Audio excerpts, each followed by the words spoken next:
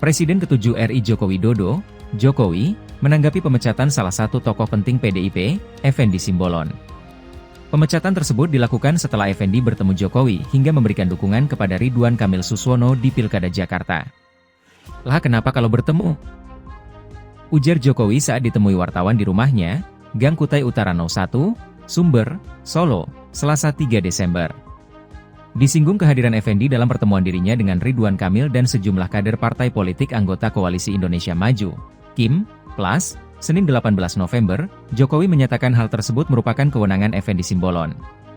Itu kan kewenangan Pak Effendi, tandasnya. Ketika ditanya soal keanggotaannya di PDIP, Jokowi hanya tertawa. Namun saat disinggung apakah KTA, kartu tanda anggota, PDIP masih disimpan, Jokowi mengiyakan. Hahaha. Ya masih, singkatnya.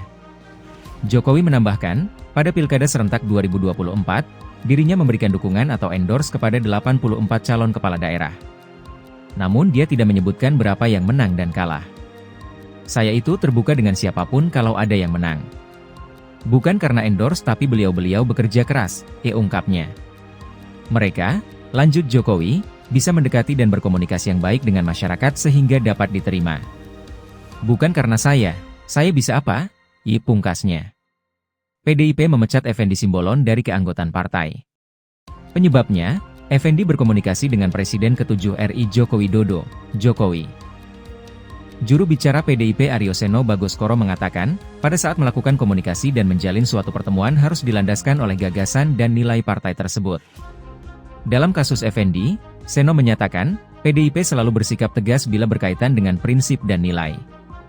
Pak Effendi Simbolon ini bertemu dan berkomunikasi dengan Pak Jokowi ini beda persoalan.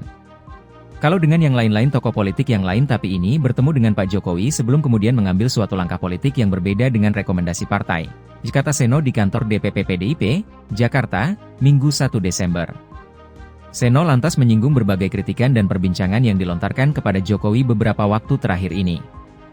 Jadi kalau bicara tentang Pak Jokowi maka berbagai persoalan dan dosa-dosa politik yang terjadi selama setidaknya beberapa waktu terakhir ini, itu yang mendapatkan berbagai macam kecaman, kritik dan berbagai perbincangan yang begitu luas di antara anak-anak muda tentang masa depan politik kita, peradaban politik kita yang diganggu sendi-sendinya oleh Pak Jokowi. Tutur Seno. Seno menegaskan, PDIP tidak bisa berkompromi atas langkah Effendi yang melakukan kong kali kong dengan Jokowi. Maka pada saat Pak Effendi Simbolon melakukan suatu langkah politik yang berkong kali kong, komunikasi dengan Pak Jokowi ini suatu hal yang tentu saja tidak bisa dikompromi, ujarnya. Tidak bisa ditoleransi oleh partai maka dilakukan suatu langkah tegas dari PDIP sebagaimana selama ini langkah tegas selalu dilakukan, kata.